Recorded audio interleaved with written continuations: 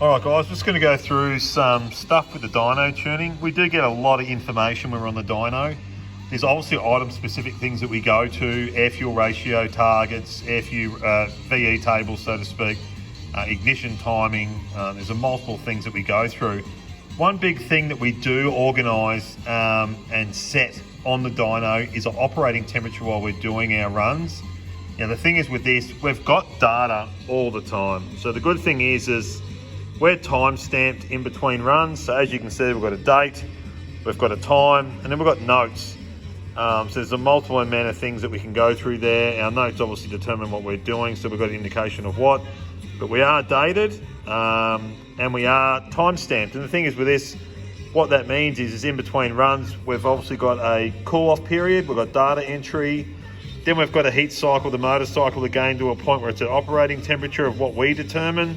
And I'll go through that now. So if I run through the first 12 runs with this bike, so to speak, so we've got an early pull and then we've got some data stuff going in. So we'll just get an idea, whoops. And obviously they're log filed as per number. So as you can see, it's 1 through to wherever we're going, whoops. But what this is gonna do for us is, if I bring this up, so we see runs all the time. Now, typically a rule of thumb is with majority of runs, we try and aim around the average of 95 degrees. So what this is that we're in a nice area. We're not obviously going too far into a temperature risen heat soak. These bikes on the road do operate at a high temperature. However, typically after 95, 98, 100, we're not seeing any difference in air fuel ratio target. Or alteration, so to speak. It doesn't shift after. But I just want to show you guys, typically, like with our engine temps, we're typically in, depending on where I am and what's going on in the early stage. However, as we start getting down, we are moving along. So you can see that we're working within a range of around about, I guess the 90, 95. I'll just pick a heap more here.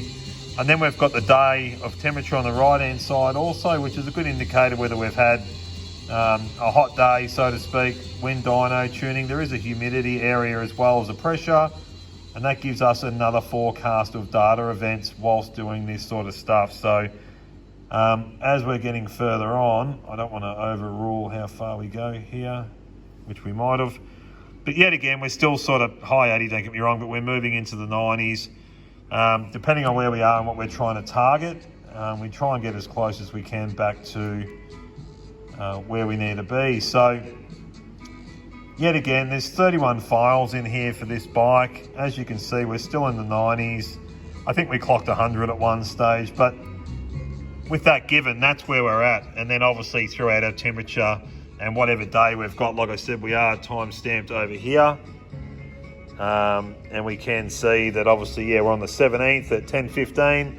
We've done a pull, it was 80% throttle, but this is where we are. So, through the tuning software, we've got so much evidence of what goes on. I can bring up humidity, I can bring up so many different things. We can bring up ignition timing, fuel tables, duty cycle. There's all these things that go on, knock retard. There's a lot that happens through what we can get as data. So just food for thought. We're on the dyno. We run it at a good operating temperature. There's no need to go over and above and beyond into a stupid area. And the best thing is with the dynos, we've obviously got a force fan at the front. We do have a fan on the right-hand side, which does collect to the front cylinder and also the air intake. And then our left-hand fan is well pointed at the rear cylinder because, as you know, it doesn't catch as much wind speed when you're out in the road and everything else, so we keep that happening too. So just food for thought. This is where we go, this is where we are.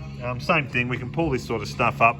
It gives us evidence, it shows where it is, and we're in a good place to run. But like I said, our runs only last so long. We do a VE table adjustment, adding, subtracting fuel. We'll load that into the bike, we run it up to operating temp, we have our run. We could do a pull or two, depending. If we don't get the right pull on the first time, we'll quickly go again. Shut the bike off, we're data entering, obviously cycling the bike up. So there is these delays in between where we have got the engine itself cooling off, but when we start it up, we need to bring it back into a operating temp of where we want to be. We do our run, we shut it off, and it's a continuous cycle. This is why tuning takes so long to do. We are data entering, obviously operating temp takes time. We do the pull, we get in, depending on your adjustments and what we're doing and what we're working with. We do see that delay in shut-off time, and then we go again. So a little bit to show you guys about when it comes to this tuning. It's not just getting on and running the bike for 4 hours straight. It doesn't work like that. We're on and off, on and off, on and off.